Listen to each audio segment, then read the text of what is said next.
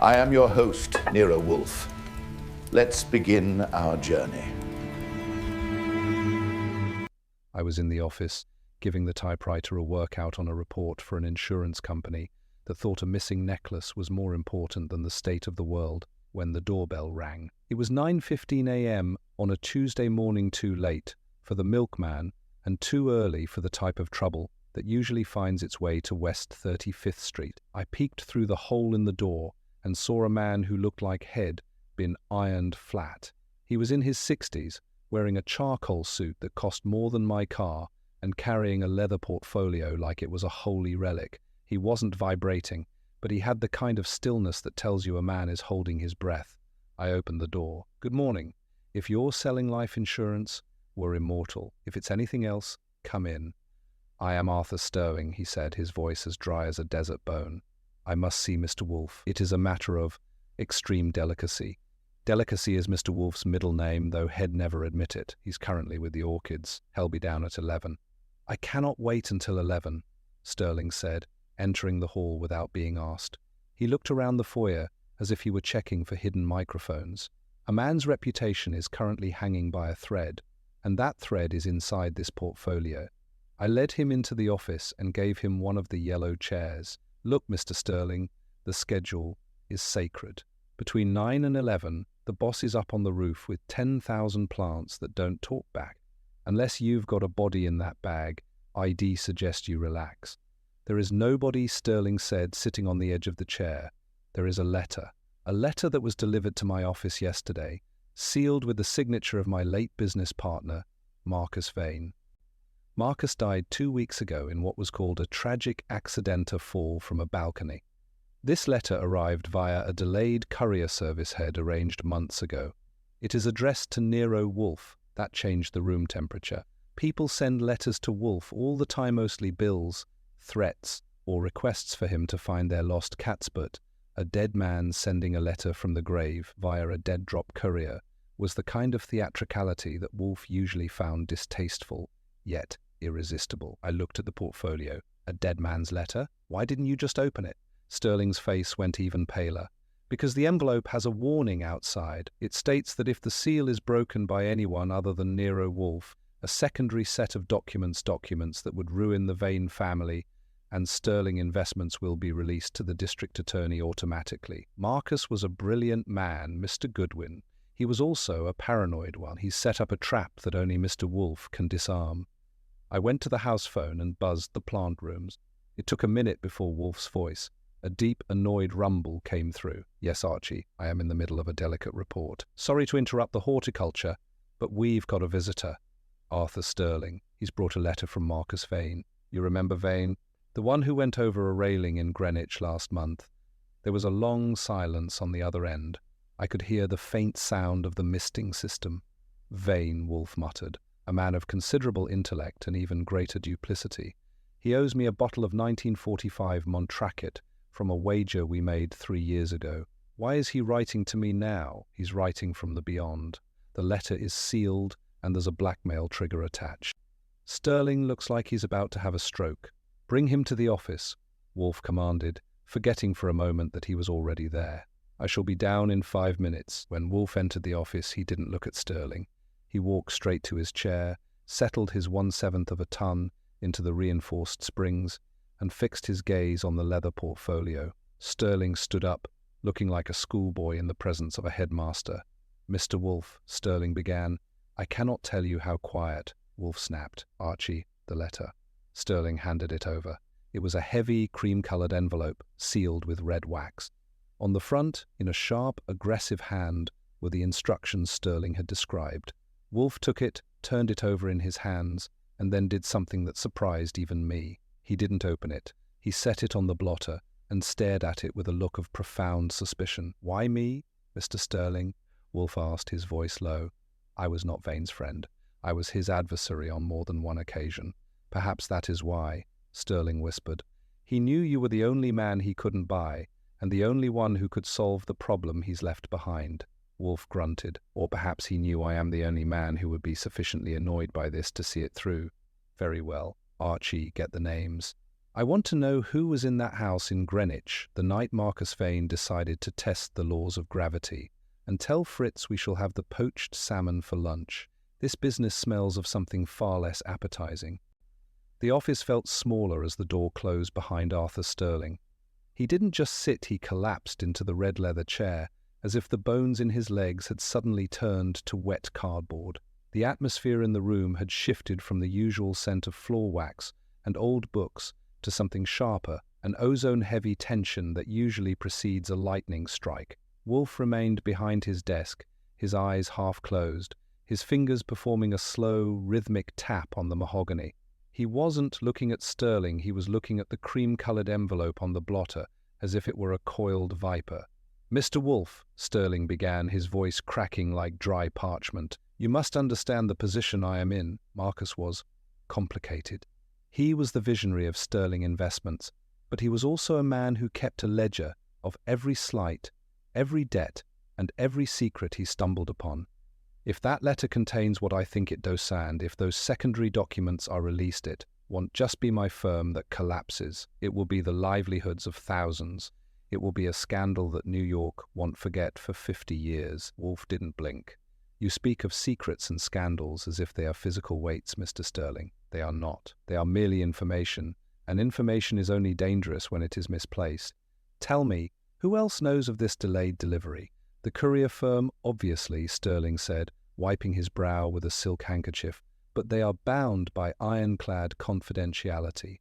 Beyond them, possibly his family. Marcus' widow, Evelyn, has been asking questions about his private files, and his brother Julian has been hovering around the office like a vulture, waiting for the scent of decay.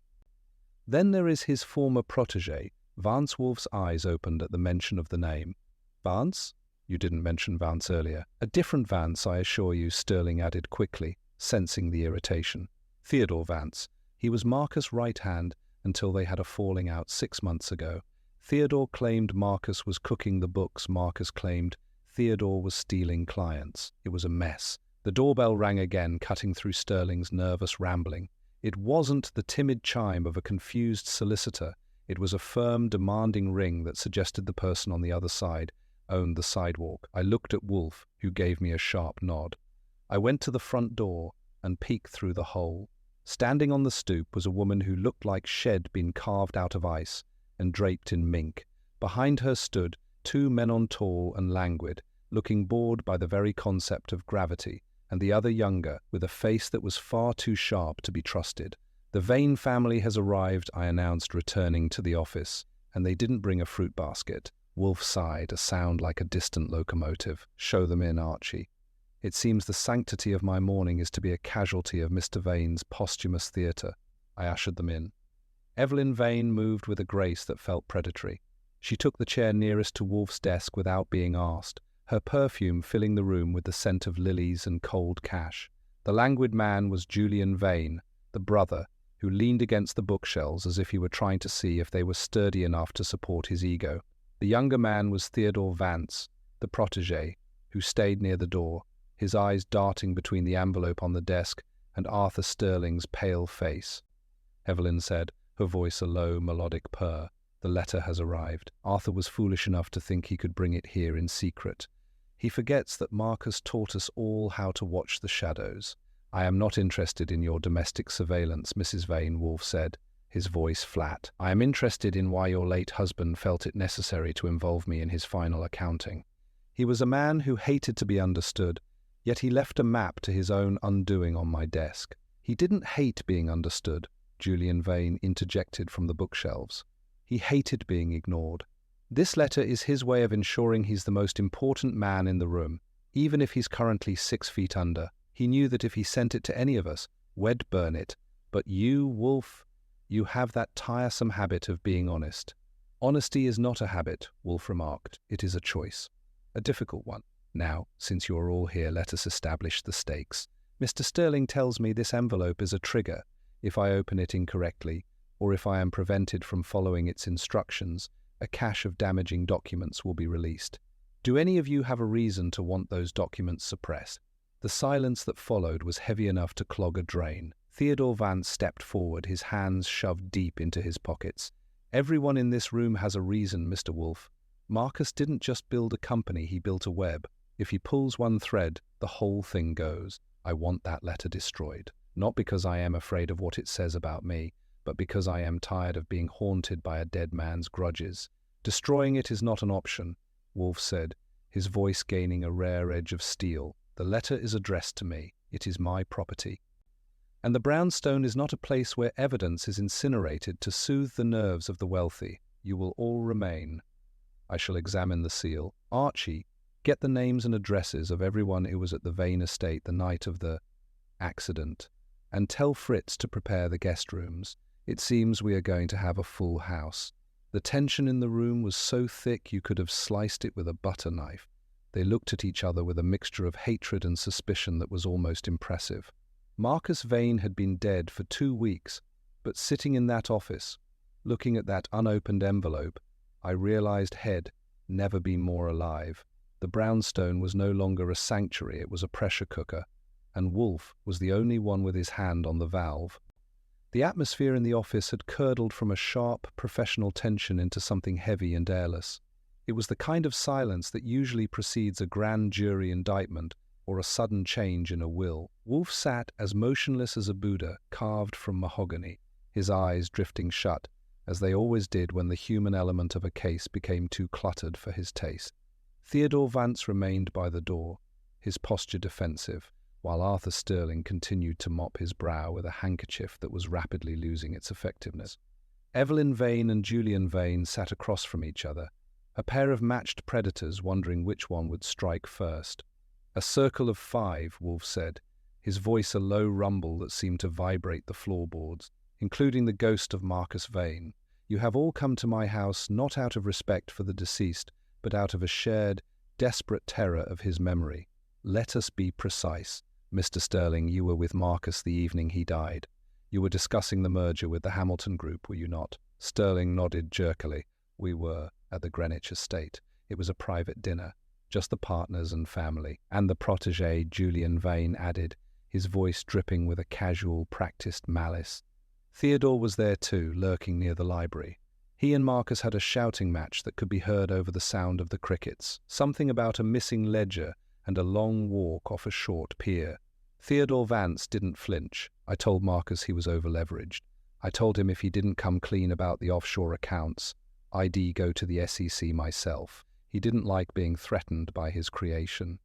But I didn't push him off that balcony, Julian. I was in the kitchen with the cook getting a glass of water when it happened." "A convenient witness," Evelyn Vane remarked, her eyes fixed on the cream-coloured envelope, "but the cook is elderly, and her eyesight is failing." Just as Julian's memory seems to fail when it comes to where he was during that same 10-minute window. He was supposedly in the garden, looking for a misplaced cigar, or was it a misplaced inheritance? Julian's bored expression sharpened for a split second. "I was exactly where I said I was, Evelyn. Far enough from the house to hear the thud, but too far to prevent it. Unlike you, who had been arguing with Marcus all afternoon about the prenuptial agreement he was planning to revise." Wolfe opened his eyes a fraction. The bickering was a distraction, a cloud of ink meant to hide the cephalopod at the center. Enough. The motives are as plentiful as they are banal. Greed, resentment, and status preservation. But the mechanics of the crime, if indeed, it was a chimera secondary to the mechanics of the letter. This envelope is not merely a message, it is a strategic maneuver. Marcus Vane knew that if he were murdered, or if he died under suspicious circumstances, his survivors would immediately begin to devour each other. This letter is the leash. Wolfe took the envelope, holding it by the corners. He turned it over, examining the wax seal with the scrutiny of an art appraiser. "Archie, get the magnifying glass from the top drawer, and my scalpel." I did as I was told, moving with the efficiency of a surgical nurse. The tension in the room spiked as I handed the tools to Wolfe. Even Evelyn Vane leaned forward, her mink still sliding unheeded from her shoulder. Wolfe didn't rush. He never does. He peered through the glass at the red wax Scylla crest featuring a lion and a key. "The seal is intact," Wolfe murmured, more to himself than to the room. "But the paper? Observe the edges, Archie. There is a faint discoloration, nearly microscopic. It suggests the envelope has been subjected to a very specific type of humid environment. Not the humidity of a basement, but the controlled damp of a humidor, or perhaps a plant room. Marcus kept his private papers in a humidor? I asked, skeptical. No, Wolfe said, his voice tightening, but someone else might have. This envelope has been tampered with, though not opened. Someone has attempted to dissolve the adhesive with steam and then reconsidered. The seal remained too firm, or perhaps they were interrupted. He looked up, his gaze sweeping the four suspects. Which of you had access to this letter before it reached the courier? Mr. Sterling, you said it was a delayed delivery. Where was it kept between the time it was written and the time it was dispatched? Sterling stammered, his composure finally shattering. In the office safe at the Greenwich estate. Only Marcus and I had the combination. But the safe was found open the night he died. I assumed he had opened it himself before the fall. Assumptions are the crutches of the lazy, Wolfe snapped. If the safe was open, anyone in that house could have handled this, and anyone could have realized the seal was a trap. One of you tried to peek, realized the risk was too high, and returned it to the safe. But in your haste, you left a trace of your own environment on the paper. This is ridiculous, Julian Vane said, though he had straightened up from the bookshelf. You're talking about steam and humidors, talking about a multi-million-dollar fraud and a potential homicide. I am talking about the truth, Wolfe corrected, and the truth is currently hidden behind a piece of wax. I shall open this letter, but not today.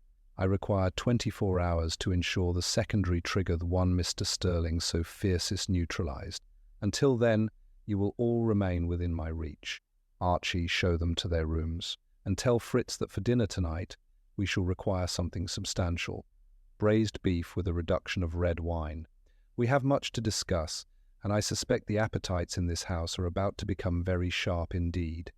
As I led the silent, fuming group toward the stairs, I caught Wolfe staring at the envelope again. He wasn't just planning to open it, he was waiting for the person who had tried to steam it to make their next move. The brownstone was no longer just a house, it was a cage, and the lion inside was starting to get hungry. Getting four people who loathe each other to settle into the guest rooms of a West 35th Street brownstone is about as easy as herding scorpions into a shoebox. By the time I had assigned Evelyn Vane the south room and convinced Theodore Vance that the hallway wasn't bugged, my patience was thinner than the steam Wolfe had been theorizing about. I left them to their brooding and retreated to the office, where the big man was still staring at that cream-colored envelope, as if he expected it to start reciting the alphabet. Thea tucked in, I said, dropping into my chair and pulling the typewriter toward me. Though I wouldn't bet on any of them staying put. Julian is already complaining about the lack of a private bar, and Sterling looks like he's ready to jump out of a window which, considering how Marcus went out, is a bit on the nose. Wolfe didn't look up. The physical placement of their bodies is of no consequence, Archie, provided they are within the perimeter of your vigilance. I am more concerned with the chemical residue on this paper. It is not merely humidity. There is a faint, sweet scent cloying and persistent. It is not a perfume, but a botanical oil. Something used to treat wood or perhaps to preserve leather, like the kind of stuff they use in a library or a humidor, I suggested. Perhaps, or perhaps something more specialized. Archie, I have a list. I need you to leave the brownstone. The suspects are contained here. Their secrets, however, are scattered across the city. Start with the courier firm, Mercury Delayed. I want to know exactly who handed that envelope. Then, I want you to visit the Greenwich estate. The police have finished their sweep, but they were looking for a struggle, not a scent. Check Marcus Vane's private study, specifically the humidor Julian mentioned, and find out if any of our guests have a penchant for rare, treated woods. Right. Pavement pounding while you sit here and wait for the beef to braise. It's a hard life, Wolfe, but I suppose someone has to do the heavy lifting. I headed out into the afternoon drizzle, the city of New York feeling particularly grey and uncooperative. My first stop was Mercury Delayed, a small, high-priced outfit in the Flatiron district that specialized in the kind of paranoid services the wealthy love. The manager was a man named Sledge who looked like he'd been born in a filing cabinet. It took 20 minutes and the implicit threat of a police inquiry to get him to talk. It wasn't Mr. Vane who dropped it off, Sledge admitted, leaning over his counter. It was a messenger about 3 months ago. He brought the envelope, cash fare and instructions for the trigger. The trigger is a dead man's switch linked to a digital server. If the envelope isn't checked into our system as successfully delivered within 48 hours of the release date, the server automatically blasts a set of files to a preset list of recipients. The DA is at the top of that list. And the messenger? I asked. Tall, short, wearing a fake mustache, average, but he had a distinct smell, like a wood shop. I remember thinking he'd just come from a carpentry class.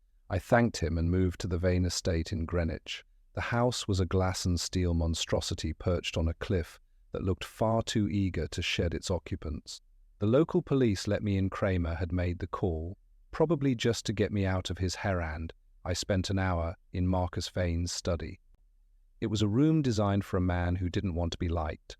The desk was a massive slab of African paddo, and the walls were lined with custom cabinetry. I found the humidor Julian Vane had mentioned. It was a masterpiece of Spanish cedar and ebony, currently empty of cigars but still heavy with the scent of treated wood and expensive tobacco. But it wasn't the humidor that caught my eye. It was safe. It was tucked behind a fake panel of books, and the dial was scarred not from a break-in, but from what looked like a clumsy attempt to clean it with a harsh solvent. I took a sample of the dust near the safe and another from the humidor vents. My final stop was Theodore Vance's apartment on the Upper East Side. I didn't go in, I didn't have to. I caught the super in the lobby, a man who would tell you his life story for a $10 bill. Mr. Vance? Yeah, he's a quiet one. Spends a lot of time at that high-end hobby shop on 42nd. You know, the one, the master's bench. He's into building period furniture. Uses all those old-fashioned oils and waxes. He smells like a cedar chest most days. By the time I got back to the brownstone, the sun was down and the smell of Fritz braised beef was wafting through the halls. I found Wolfe in the office, his eyes closed, his fingers still tapping. I laid out my findings, the messenger with the woodshop scent, the scarred safe dial in Greenwich, and Theodore Vance's hobby. Vance builds furniture, I concluded, and the safe was cleaned with something that shouldn't have been there. It looks like someone was trying to hide fingerprints, but they weren't very good at it. Wolfe opened his eyes. Or they were very good at it, Archie, and the scars were a secondary distraction. A man who builds period furniture understands the properties of wood oils. He would also understand how to use steam to lift an adhesive without damaging the paper provided he had the right tools. So, Vance is our man? He is a candidate, Wolfe said, his voice dropping into that deep, dangerous register. But Julian Vane was in the garden, and Evelyn Vane was in the house, and Arthur Sterling has the most to lose if that ledger is revealed. One of them tried to open that letter, and one of them is currently wondering if they left more than a cent behind. We shall see, Archie. Tomorrow we will open the envelope. Tonight, we observe the digestion of the guilty. The braised beef had been a masterpiece of culinary diplomacy, but it hadn't done much to soften the edges of the quartet currently haunting the brownstone. After dinner, the atmosphere in the office had taken on the quality of a waiting room in a high-security prison. Arthur Sterling sat in his usual chair, his eyes fixed on the cream-coloured envelope on Wolfe's desk as if it were a ticking bomb. Evelyn Vane had traded her mink for a silk wrap that looked like liquid smoke, while Julian leaned against the far wall, nursing a brandy ID poured him just to keep his hands busy. Theodore Vance remained near the window, his gaze flickering toward the streetlights of 35th Street. I was at my desk, ostensibly catching up on the bank balance, but my ears were tuned to the silence. In this house, silence is never just the absence of noise, it's a tactical weight. Wolfe was behind his desk, his fingers resting on his chair arms, his eyes closed. He looked like he was napping, but I knew better. He was waiting for the first crack in the ice. The room is too quiet, Evelyn Vane said suddenly, her voice like a thin blade of glass. We are sitting here like mourners at a funeral where the body refuses to stay in the casket. Mr. Wolfe, you said you would open the letter. Why the delay? Is it for the sake of the theatre, or are you simply enjoying the spectacle of our discomfort? Wolfe opened his eyes a fraction. Spectacle is a byproduct of your own anxiety, Mrs. Vane. The delay was a preparation necessity. Information, like a volatile chemical, must be handled with care. However, since you are all so eager to conclude this wake, I have decided to advance the schedule. But first, there is the matter of the subtle trespass. I felt the room tighten. Sterling straightened his back. Trespass? What do you mean? This afternoon, Wolfe began, his voice a dry, melodic rumble, while Mr. Goodwin was out gathering the fragments of your lives. Someone in this house felt the need to verify my security. A minor intrusion, really. A drawer in the hallway chest was opened. A specific file on my desk was shifted by precisely half an inch. And, most notably, the spice cupboard in the kitchen was disturbed. Fritz noticed it immediately. A jar of saffron was moved, and a small amount was spilled. I looked at Wolfe. The saffron bit was news to me, but I knew his game. He was shaking the tree. Saffron? Julian Vane chuckled, though it sounded forced. Are you suggesting one of us is an aspiring chef? Or perhaps we were just looking for a snack? Saffron, Wolfe continued, ignoring the jibe, is one of the most expensive substances on Earth by weight, but it is also a potent dye. A man with a background in period furniture restoration, for instance, might know that saffron can be used to age paper or to mask the scent of certain botanical oils, the kind of oils found in a high-end wood shop or a humidor. Theodore Vance didn't move, but his jaw tightened until the bone showed. I was in my room all afternoon. Ask the man downstairs. I don't need to ask, Wolfe said. The spill was not an accident. It was a test. The person who disturbed the cupboard was looking for something else, perhaps a solvent, or a way to neutralize the scent they realized they'd left on that envelope weeks ago. When they couldn't find it, they settled for a distraction. But they were clumsy. They left a trace of that sweet botanical oil on the handle of the drawer. This is nonsense, Sterling stammered. We are here about a letter and a fraud, not a spice rack. We are here about everything, Wolfe snapped, his eyes now fully open and bright with intent. We are here because Marcus Vane died, and before he died, he ensured that his secrets would survive him. Archie, the letter, and the ultraviolet lamp. I moved to the cabinet and brought out the lamp. I plugged it in, the low hum of the transformer sounding like a hornet in the quiet room. Wolfe took the envelope and held it under the purple glow. Observe, Wolfe commanded.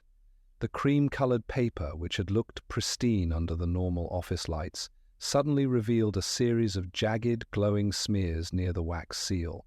They weren't fingerprints, they were the blurry impressions of someone who had used a cloth or a glove to handle the paper, but the cloth had been saturated with something that reacted to the UV light. Wood oil, I noted, mixed with a cleaning solvent. Someone tried to wipe the evidence away, but they only succeeded in spreading it. And look at the seal itself, Wolfe added. Under this light, the wax shows a faint fracture line that wasn't visible before. The seal was never broken, but it was heated. Highly localized heat. A focused beam, perhaps from a high-intensity lamp used in detailed wood carving. Theodore Vance finally stepped out the window. His face was a mask of cold fury. So I am the one. Is that what you're saying? Because I build chairs, I must be the one who tried to steam open Marcus' final grudge. It's too neat, Wolfe, too convenient. Neatness is a virtue in logic, Mr. Vance, Wolfe replied. But convenience is a trap. I have not said you were the one. I have merely pointed out that the tools of your trade were used. Whether they were used by your hand, or by someone else who had access to them, is a question we shall answer tomorrow. So far, trespassing has served its purpose. It has shown me that the fear in this room is active, not passive. Someone is not merely waiting for the truth, they are trying to rewrite it. Wolfe leaned back and closed the lamp. The office returned to its amber glow, but the shadows seemed longer. Archie, see them in their rooms, again, and ensure the hallway is monitored. I suspect the person who likes to play with spice jars and wood oils is not quite finished with their evening's work. As I led them out, I caught Arthur Sterling looking back at the desk. He wasn't looking at the letter anymore, he was looking at the ultraviolet lamp, as if it were an eye that could see right through his charcoal suit. The brownstone was silent, but the air was humming. The letter was still sealed, but the secrets were already starting to leak. The house settled into a silence that was more of a tactical truce than a restful peace. After I had deposited the quartet back into their quarters, I didn't go to bed. I sat on a stool in the darkened hallway, just outside the reach of the stairs, and listened to the brownstone breathe. Old houses have a way of settling at night, creaking under the weight of their own history, but these creaks were different. They were deliberate.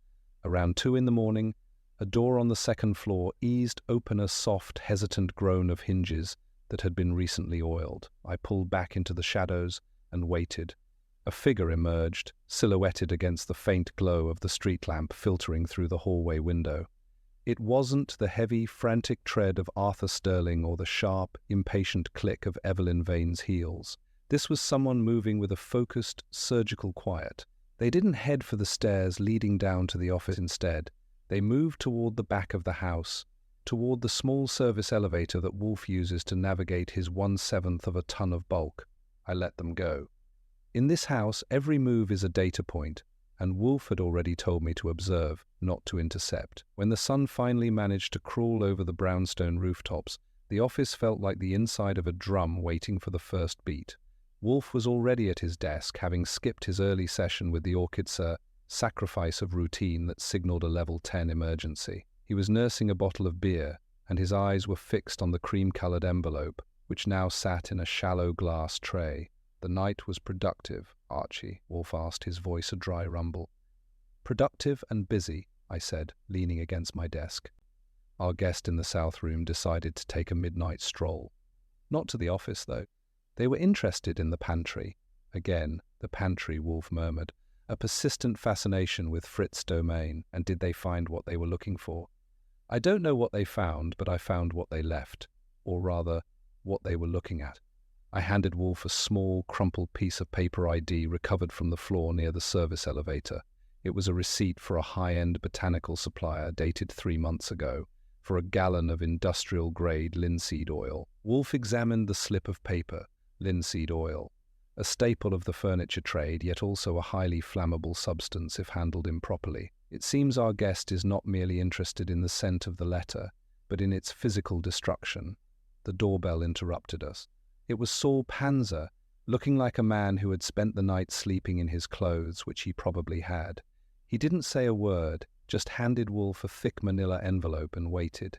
Saul is the only man Wolfe trusts to do the digging he can't do from his chair, and whatever was in that envelope was the final piece of the puzzle. Wolfe leafed through the papers, his lips tightening into a thin line. "Excellent, Saul. Your timing is, as always, impeccable." Archie summoned the scorpions. "The time for observation is over. We shall open the letter, and we shall do so with the full weight of the truth behind us." I rounded them up. They looked worse for where Sterling's eyes were bloodshot. Evelyn was pale behind a fresh layer of makeup, and Theodore Vance looked like he'd been through a thresher. Julian Vane was the only one still looking bored, though his fingers were twitching. When they were all seated, the office felt like a pressurized chamber. "Yesterday," Wolfe began, his voice taking on the melodic precision he uses when he's about to deliver a killing blow, I spoke of the subtle trespass. "Last night, that trespass became an overt act of desperation. Someone in this house attempted to locate a specific solvent in the kitchen, believing that the scent of their own Hobbythe treated wood and oils would be their undoing. But the solvent was a distraction. The real danger was never the scent on the paper." He picked up the cream-colored envelope. "The real danger was the chronology. Mr. Sterling, you told me this was a delayed delivery, arranged 3 months ago by Marcus Vane. Saul Panzer has spent the night verifying the logs of Mercury delayed. It appears that while the delivery was arranged 3 months ago, the content of the envelope was replaced only 4 days, Agotan days, after Marcus Vane died." The room went cold. Arthur Sterling started to say something, but the words died in his throat. "The letter is not from the grave," Wolfe continued, his eyes bright and hard. "It is from a living hand, using Marcus Vane's ghost as a shield. The seal was not steamed open, it was forged. A replica of the signet ring was created using a high-density resin, a technique common among those who restore period furniture. The fracture line I showed you under the UV light wasn't from heat, it was from a flawed molding process." Wolfe turned his gaze to Theodore Vance. "You build chairs, Mr. Vance, but you also build alibis. You were the only one with the skill to replicate that seal, and the only one with the motive to ensure the Vane secrets remained hidden because the secrets aren't Marcus. They are yours." Theodore Vance didn't flinch. He looked at Wolfe with a calm, terrifying steadiness. "You're a long way from a confession, Wolfe. A molding process, a receipt for oil. That wouldn't hold up in a traffic court." "Perhaps not," Wolfe replied, "but the letter itself will. Archie, the scalpel. It is time to see what the ghost has to say." As I handed him the blade, I saw Evelyn Vane's hand go to her throat. The brownstone was silent, the air humming with the act's finality. The seal was about to be broken, and the living were about to answer for the dead. The office was so quiet I could hear the rhythmic hum of the refrigerator in the kitchen, 3 rooms away. Wolfe held the scalpel with a delicacy that always seemed at odds with the sheer mass of his hands. The cream-colored envelope sat on the blotter, a target in a game where the loser didn't just lose money, they lost their name. Everyone in the room was leaning forward, a synchronized movement of people who had spent their lives guarding their own backs and were now realizing they had walked into a room with no exits. Wolfe's eyes were narrowed to slits. He didn't look at the suspects, he looked at the wax. A forgery, he repeated, his voice a low, vibrating bass. A masterpiece of imitation, intended to paralyze the survivors of Marcus Vane with the fear of their own history. But the forger made the mistake of assuming I would be as susceptible to that fear as the rest of you. I am not. He slid the blade under the flap. The sound of the paper parting was like a gunshot in that silence. He reached inside and pulled out a single sheet of heavy bond paper. He read it in silence, his eyes moving with a slow, deliberate pace that made the clock on the wall sound like a hammer. Then he put the paper on the desk, face up. It was blank. Arthur Sterling let out a sound that was half gasp, half sob. Blank? That's impossible. Marcus wouldn't send a blank page. Marcus didn't, Wolfe said, his voice turning cold. The person who forged the seal and arranged for the secondary delivery did. They needed the threat of the letter to exist, but they didn't have the stomach to actually forge Marcus' hand on the content. They relied on print to do the work. The plan was simple. The letter arrives, I open it, and before I can reveal its emptiness, the guilty party driven by the terror of what might be written makes a move to suppress it, a move that would inevitably involve a payoff or a confession of a different sort. Theodore Vance let out a harsh, jagged laugh. So all of this, the UV lamps, the linseed oil, the subtle trespass, was it all for a blank piece of paper? You've wasted our time, Wolfe, and you've wasted your own. I never waste time, Mr. Vance, Wolfe snapped, his eyes flashing, and I certainly haven't wasted mine. The letter was a decoy, yes, but a decoy only works if there is something real for it to hide. Archie, tell them what we found in the humidor in Greenwich, not the scent, but the physical reality. I cleared my throat, taking my cue. The safe in the study had been cleaned with a solvent, but the humidor one with the ebony and cedar had a false bottom, not very deep, just enough for a ledger that was removed the night Marcus died. The scars on the safe went from a break-in, how they were from someone trying to make it look like a break-in, after Fade already used the combination to take what they wanted. Wolfe leaned forward, his bulk casting a long shadow across the desk. The person who took that ledger realized that owning it was a death sentence if they were ever caught with it. So they created a secondary insurance policy. They created the sealed letter. If the ledger was the weapon, the letter was the shield. By sending a blank letter to me, they ensured that the entire Vane circle would be frozen in a state of mutual suspicion, unable to move against the one person who actually held the proof of their collective frauds. He turned his gaze to Arthur Sterling. The man looked like he was shrinking into his charcoal suit. You, Mr. Sterling, you were Marcus' partner. You knew the combination to the safe. You knew about the offshore accounts. And you knew Theodore Vance had the skills to help you forge that seal.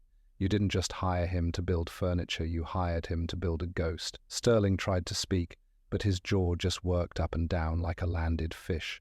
The trespass last night, Wolfe continued, the interest in the linseed oil, and the saffron. It wasn't Theodore Vance trying to hide his hobby.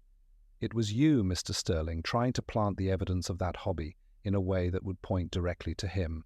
You wanted the ghost to have a face, and you wanted that face to be his, but you were clumsy. You handled the oil without realizing its persistence, and you moved the saffron without understanding its purpose as a dye. You are a man of ledgers, sir, not of chemistry. I didn't kill him, Sterling whispered, his face a ghostly white. Marcus fell. It was an accident. I couldn't let the firm go down. I needed the ledger. You needed the leverage, Wolfe corrected. And you used my house as the stage for your final play. A grave insult, Mr. Sterling, one that I do not take lightly. Wolfe picked up the blank sheet of paper and crumpled it into a ball, dropping it into the wastebasket. The theatre was over. The scorpions were still in the box, but the lid was now transparent. "Archie," Wolfe said, his voice returning to its usual melodic rumble, "call Inspector Cramer. Tell him we have a man who is ready to discuss the location of a certain ebony-bound ledger, and tell Fritz that we shall have the salmon now. The air in this room has become quite stale, and I find my appetite has returned with a vengeance." As I reached for the phone, I caught Theodore Vance looking at Sterling with a look of pure, unadulterated loathing. The partnership was dissolved, the secrets were out, and the brownstone was about to return to its usual, sanctified silence. The office had become a courtroom where the judge was a man in a silk vest, and the jury was composed of the ghosts of Marcus Vane's bad decisions. Arthur Sterling sat in the red leather chair, looking less like a titan of finance and more like a pile of laundry that had been forgotten in the rain. The silence following Wolfe's accusation was heavy, the kind of silence that has weight and texture. Theodore Vance stood by the door, his hands still shoved in his pockets, but the tension in his shoulders had shifted from defensive to predatory. He was watching his former employer with the cold, clinical interest of a man watching a building collapse from a safe distance. Wolfe didn't rush the moment. He poured himself a glass of beer, watching the head settle with a precision that bordered on the religious. He took a sip, sighed, and then turned his gaze back to Sterling. "The ledger, Mr. Sterling," Wolfe said, his voice a dry, melodic rumble. "It is the only thing left on the board. You attempted to use a blank piece of paper to frighten your associates into silence, but in doing so, you provided the very thread I needed to unravel your tapestry. A man who possesses the truth does not need to forge a dead man's signature. He merely needs to speak. The fact that you felt the need for this elaborate theatre proves that the ledger is either no longer in your possession, or its contents are even more damning to you than they are to the Vanes." Sterling found his voice, though it sounded like it had been dragged over gravel. "I didn't forget it alone." Theodore helped. "He's the one who knew how to wax. He's the one who suggested the delayed courier." Theodore Vance let out a short, jagged laugh. "I built you a box, Arthur. I didn't tell you to put a bomb in it. I told you Marcus was going to ruin us both, and I provided the tools for you to protect yourself. What you did with those tools show you brought them into this house, and tried to pin the whole thing on meth. That's all yours." "I am a craftsman, not a conspirator." "A fine distinction," Wolfe remarked, "and one that the district attorney will likely find fascinating. But let us return to the evening in Greenwich. Mr. Sterling, you were on the balcony with Marcus. You were arguing about offshore accounts. He told you he was going to liquidate the firm, didn't he? He was going to wash his hands of the whole mess and leave you to face the creditors alone." Sterling's eyes darted to Evelyn Vane, who was watching him with a look of icy, detached fascination. He was being unreasonable. He said he'd rather see it all burn than let me take over. He stepped back, he lost his footing on the wet stone. I didn't push him, I just didn't catch him. "There's a difference." "To a moralist, perhaps," Wolfe said. "To a physicist, the result is identical. And to a detective, the fact that you immediately went to the safe and removed the evidence of your joint crimes suggests that your lack of a catch was a calculated omission. You took the ledger, realized you couldn't use it without exposing your own hand in the fraud, and conceived the sealed letter as a way to keep the others in line while you spent the next few months restructuring the firm's losses." I moved toward the phone on my desk. "Cramer is going to love the part about the calculated omission, Wolfe. It's got that nice legal ring to it that usually ends in a 22-life sentence." "Wait," Sterling gasped, reaching out a hand as if he could physically stop the call. "Wolfe, listen to me. The firm, the employees, it's not just about me. If you do this, everyone loses." "They have already lost, Mr. Sterling," Wolfe said, his voice turning like a blade. "They lost the moment they placed their trust in a man who considers a dead partner's signature a convenient tool for blackmail. You did not come to me for help, you came to me for a benediction. You wanted me to validate your lie so that it would become a truth. A profound error. My office is a place for the extraction of facts, not the preservation of illusions." Wolfe looked at the clock. It was nearly lunch. The internal rhythm of the brownstone was beginning to reassert itself, the hunger for justice giving way to a more literal appetite. "Archie." The phone. "Tell the inspector that the ghost of Marcus Vane has finally been laid to rest, but the man who tried to speak for him is currently occupying my red chair. And tell him to bring a large, Envelope.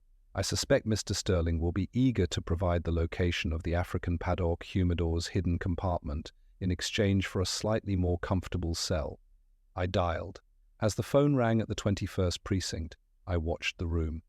Evelyn Vane rose from her chair, her silk wrap trailing behind her like a shroud. She didn't look at Sterling. She didn't look at Theodore. She looked at Wolfe with a sharp, terrifying respect. "You're a cold man, Nero Wolfe," she said, her voice a low purr. "I am a precise man, Mrs. Vane," Wolfe replied, already looking at the door toward the dining room. "Coldness is a matter of temperature. Precision is a matter of integrity. I find the latter far more useful for digestion." I got through to Cramer. He sounded like he'd been eating lemons, but the news that I had a confession and a location for a secret ledger cheered him up in a way that only a high-profile arrest can.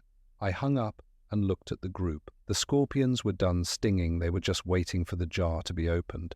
"He's on his way," I said, "with the sirens and the whole parade." Wolfe pushed himself up from his chair, a slow, monumental rising of the tide.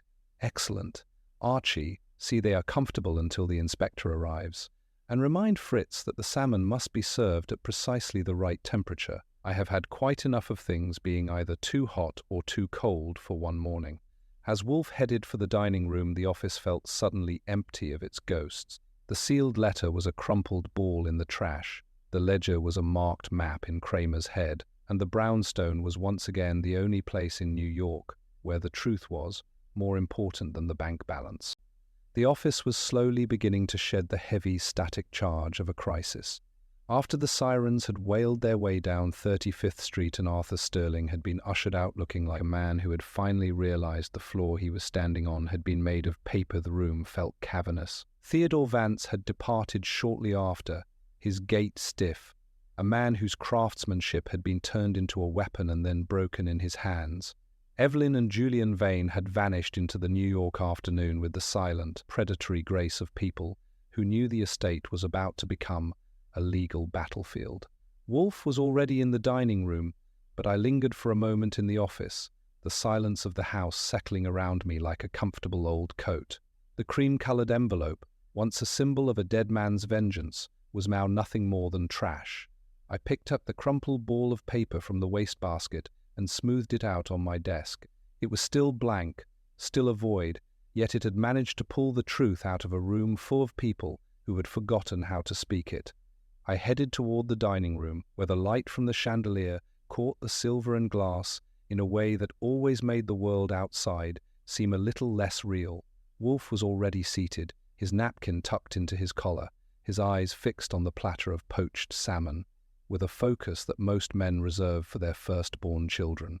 Fritz was moving with his usual silent efficiency, pouring the wine and adjusting the placement of a lemon wedge, as if the fate of the Republic depended on its angle. The inspector seemed almost pleasant, I remarked, taking my seat and reaching for the butter.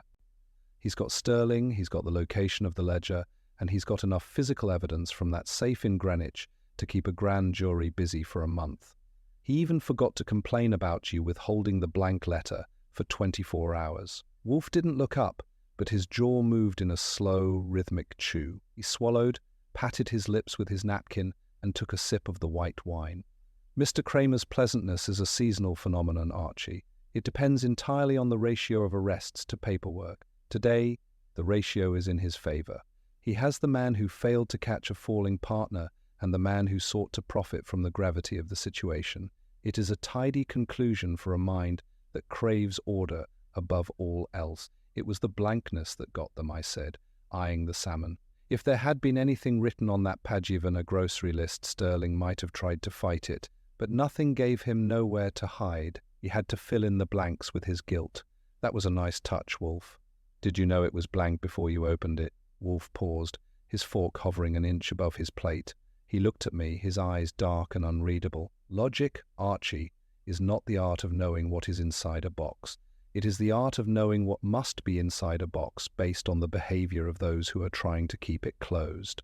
A man like Marcus Vane, had he truly intended to ruin his associates, would not have relied on a delayed courier and a single envelope. He would have been more thorough, more direct, and far more public. The sealed letter was too theatrical, too clumsy for a man of his surgical precision.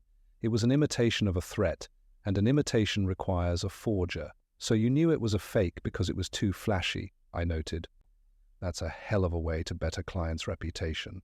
I did not bet, Archie, I observed. The scent of the wood oil, the botched seal, the desperate interest in Fritz Spice cupboard thieves were the signatures of a man who was building a facade, not a man who was delivering a verdict. Mr. Sterling is a financier. He understands the value of a threat, but he does not understand the artisan's soul. He used Mr. Vance's tools, but he could not replicate the integrity of the work. He produced a ghost that was as hollow as his own character. Wolfe returned to his meal, the salmon disappearing with the methodical pace of a glacier. We ate in a silence that was far more productive than the noise of the morning. There is a specific kind of peace that comes after a case is solved in the brownstone. It's the feeling of a machine that has been cleaned and oiled, ready for the next cycle. The veins are going to be a problem, I said, after a few minutes of quiet. Evelyn didn't look like she was done. She's going to go after every cent Sterling has left, and she'll probably try to sue us for the mental anguish of having to spend a night in the guest room. Let her, Wolfe said, his voice dropping into a register of profound indifference. Mrs. Vane is a creature of the social register. She exists in a world where litigation is a form of exercise. Her lawyers will send letters, and I shall ignore them. The only thing of consequence is that the truth has been extracted. The rest is merely the rustle of dry leaves in the wind. He finished the salmon and reported the salad. His mood was shifting, the detective receding and the Epicurean taking the lead. The transition is always fascinating to watch the way the lines of his face soften, the way his shoulders lose their defensive hunch. In this room, at this table, Nero Wolfe is exactly who he wants to be. It's a funny thing, I said, watching him. Marcus Vane died because he was a shark, and Arthur Sterling is going to jail because he tried to be a ghost. In the end, the only thing that's still standing is this house and your orchids. Wolfe took a slow, appreciative bite of the endive. That, Archie, is not a coincidence. It is a preference. A man who builds his world on the shifting sands of other people's secrets will inevitably find himself without a flaw. I prefer the solidity of mahogany and the predictable growth of a cataleya. They do not forge letters, and they do not fall from balconies. And they don't give you a headache, I added. Precisely. Now, if you have finished your reflection on human folly, I believe Fritz has prepared a blackberry tart. I would like to see it with an undivided mind. I leaned back, the weight of the day finally lifting. The sealed letter was a dead issue. The scorpions were in the possession of the law, and the brownstone was once again a sanctuary of appetite and intellect. It was just another Tuesday on West 35th Street, and as far as I was concerned, the blackberries were the best news I'd heard all day. The blackberry tart was, as anticipated, an eloquent argument for the merits of staying alive. Wolfe ate his portion with a focused, rhythmic devotion that suggested he was communicating with the fruit on a spiritual level. The dining room, with its heavy drapes and polished silver, felt like a fortress that had successfully repelled a siege. The city outside, with its predatory financiers and forged legacies, seemed 1,000 miles away, separated by the thick brownstone walls and the even thicker layers of Wolfe's disdain for anything that disrupted his digestive tract. After the final crumb had been accounted for, Wolfe leaned back, his napkin still tucked into his collar, and signaled for a second cup of coffee. This was the moment of the post-mortem, the time when the adrenaline had cooled into a fine, crystalline logic. The sealed letter was no longer a threat, it was a footnote. "You know, boss," I said, stirring my own coffee, "the thing that stays with me is Sterling's face when he realized the letter was blank. It wasn't just fear, it was a kind of existential shock. He had spent weeks building a nightmare, and when you opened the door, there was nothing there but a mirror." Wolfe took a slow, grateful sip of black coffee. A fitting outcome, Archie.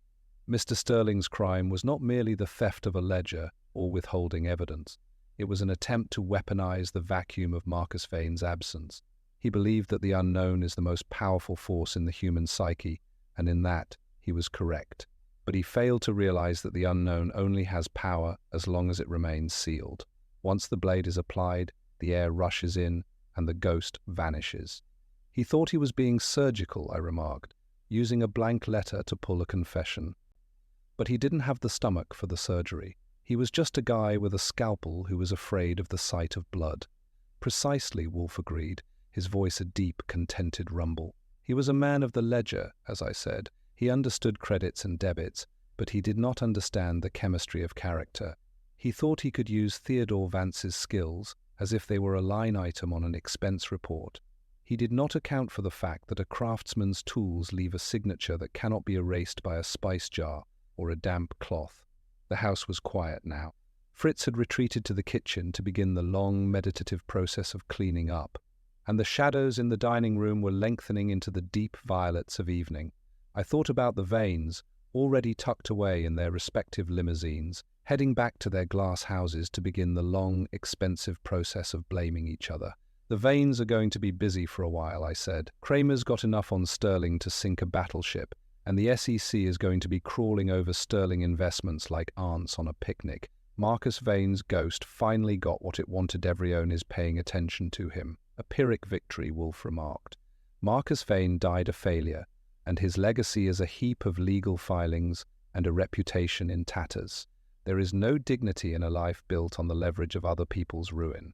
He was a man who lived by the blade, and he was ultimately undone by the very edge he sought to maintain. Wolfe pushed himself up from the table, a monumental movement that signaled the end of the day's business. He stood for a moment, looking at the empty chair where Marcus Vane might have sat had he been a different kind of man.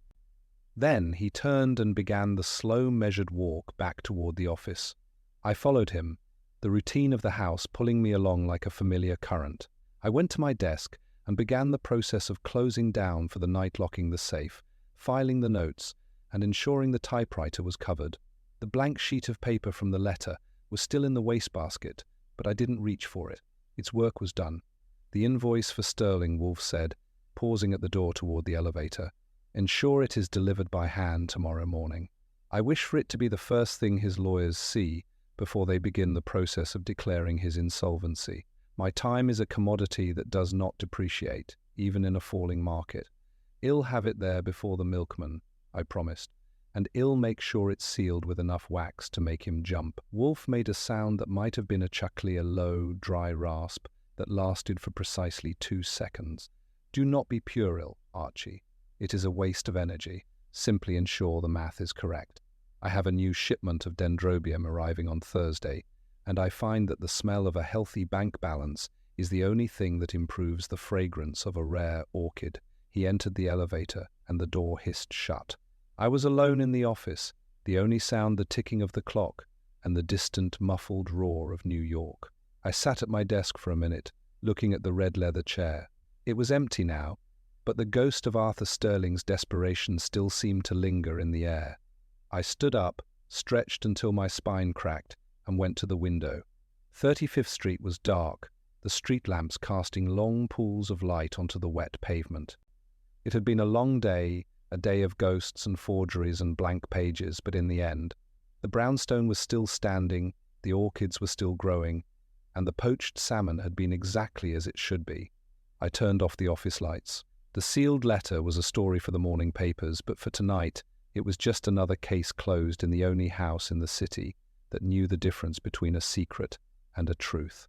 As I headed for the stairs, I found myself whistling a quiet, tuneless air. It's a hard life, as I always say, but at least the scenery changed 7 if the man in the big chair stays exactly where he is.